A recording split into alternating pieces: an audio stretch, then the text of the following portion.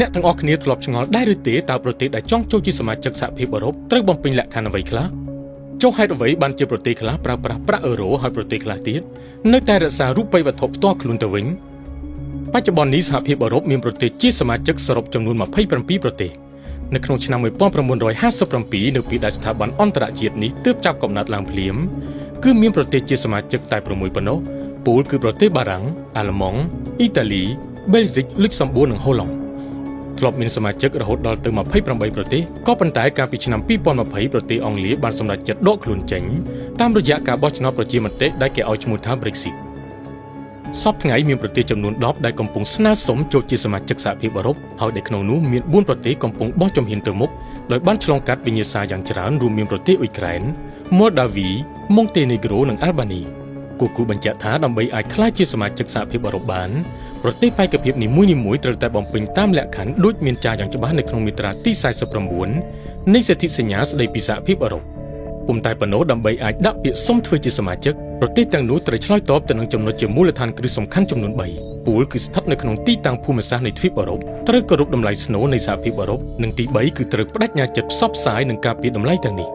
ក្រោយពីបានបំពេញតាមលក្ខខណ្ឌខាងលើចប់សពគ្រប់ហើយប្រទេសដដែលនេះនឹងក្លាយជាប្រទេសបេក្ខភាពដែលនេះគ្រាន់តែជាជំហានទី1តែប៉ុណ្ណោះការពិភាក្សានិងចរចាគ្នាអាចអូសបន្លាយច្រើនឆ្នាំឬច្រើនទសវត្សរ៍ផងក៏មានជាឧទាហរណ៍គិតតាំងពីបានដាក់ពាក្យសុំប្រទេសទួរគីកំពុងស្ថិតក្នុងដំណាក់កាលរងចាំអស់រយៈពេលជាង27ឆ្នាំមកហើយដំណាក់កាលចរចានេះទៀតសោតត្រូវគេបែងចែកជា35ជំពូកដែលគ្របដណ្ដប់លើវិស័យសំខាន់ៗទូយ៉ាងវិស័យតុលាការបរិស្ថានសេដ្ឋកិច្ចនិងកសិកម្មជាដើមយ៉ាងណាមិញប្រទេសបេក្ខភាពនីមួយៗត្រូវតែកែសម្រួលច្បាប់ក្នុងស្រុករបស់ខ្លួនដើម្បីឲ្យសមស្របទៅតាមបទដ្ឋាននៃសហភាពអឺរ៉ុបបន្ទាប់ពីបានបំពេញគ្រប់លក្ខខណ្ឌដូចមានរៀបរាប់មកនេះ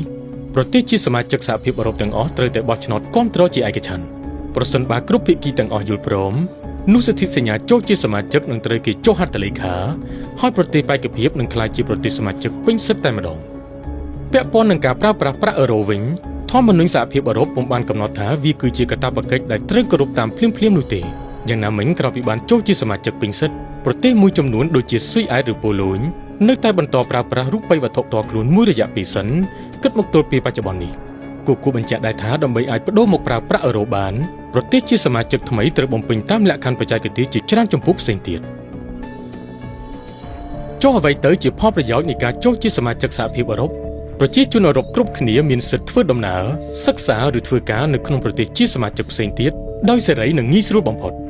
តែទោះយ៉ាងណាចំពោះប្រជាជនផ្សេងទៀតដែលមិនរស់នៅក្នុងទីតាំងភូមិសាស្ត្រនេះក៏ការសម្រេចចិត្តមួយចំនួនរបស់សហភាពអឺរ៉ុបទូយ៉ាងនៅលើវិស័យអាកាសធាតុឬសន្តិសុខនៅតែអាចជះឥទ្ធិពលដល់ជីវភាពប្រចាំថ្ងៃរបស់ពួកគេដូចគ្នាដែរចំណុចនេះសឲ្យឃើញថាសហភាពអឺរ៉ុបគឺជាស្ថាប័នអន្តរជាតិដែលមានឥទ្ធិពលមួយនៅលើសកលលោកយើងសពថ្ងៃនេះ